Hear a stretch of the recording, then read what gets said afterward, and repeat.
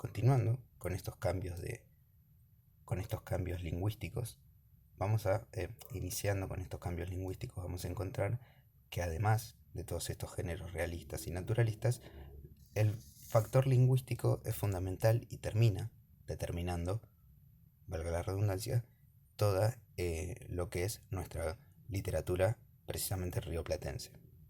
Bien, haciendo un poco de historia. Debido a la inmigración que surgió a partir de 1860, el habla bonaerense, más precisamente porteña, se vio afectada. Recordando la historia, nuestras fronteras a lo que fue ya países europeos se empezaron a abrir en 1860. Por eso es que nuestro país empezó a recibir muchísimos habitantes y ciudadanos europeos, más que nada, y por eso nuestra habla, el habla rioplatense, se vio bastante modificada. Se da lugar a una nueva literatura con personajes que representaban nuevos estilos del habla. Como vimos anteriormente en el realismo, mostramos personajes más reales. Estos personajes van a tener mucha relación con estas personas europeas que venían a vivir justamente al territorio del Río de la Plata.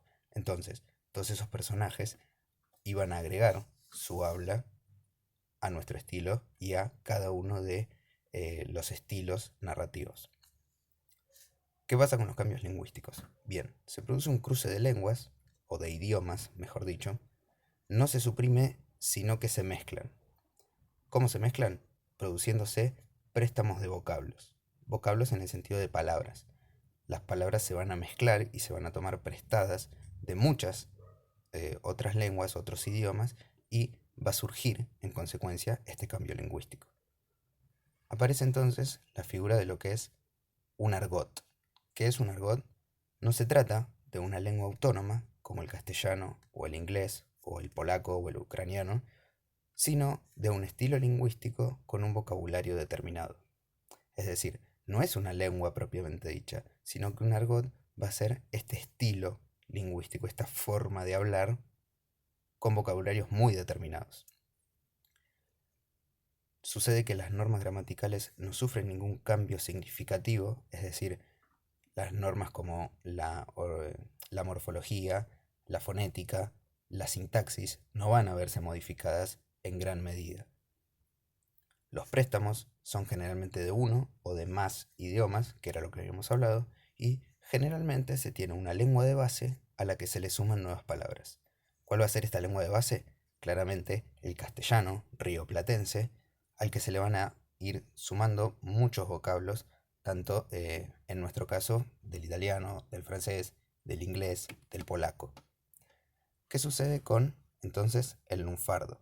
El lunfardo es este nuevo argot propio del ambiente rioplatense que, bueno, como bien dice acá, empieza a surgir en 1863, 3 años después de que se abrieran las fronteras, como vimos más arriba, pero se oficializa, digamos, como tal, como un argot, como nosotros habíamos dicho, recién en 1917, finalizada la Primera Guerra. A partir de 1865 se inicia el préstamo de los vocablos. Acá hacemos mucho hincapié en el italiano porque en realidad el lunfardo está muy influenciado por el italiano, si bien hay muchos otros vocablos del portugués que en realidad venían del Brasil, pero tiene muchísima preponderancia el italiano. Si bien muchos términos se perdieron debido a que el estilo comenzó a caer en desuso con las nuevas generaciones, logró sobrevivir gracias a la inmortalización de las letras del tango.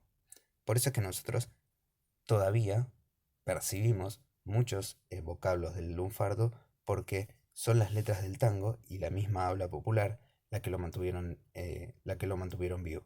Palabras como laburo, que viene de lavorare, de labore, del italiano, o birra, para hablar de la cerveza, son palabras precisamente del lunfardo, que precisamente nosotros no las utilizamos y no nos damos cuenta, pero esto está muy presente en nuestra habla popular, solo que no lo conocemos tal vez con esta idea de este argot, precisamente porque estamos hablando de fechas muy lejanas a la actual.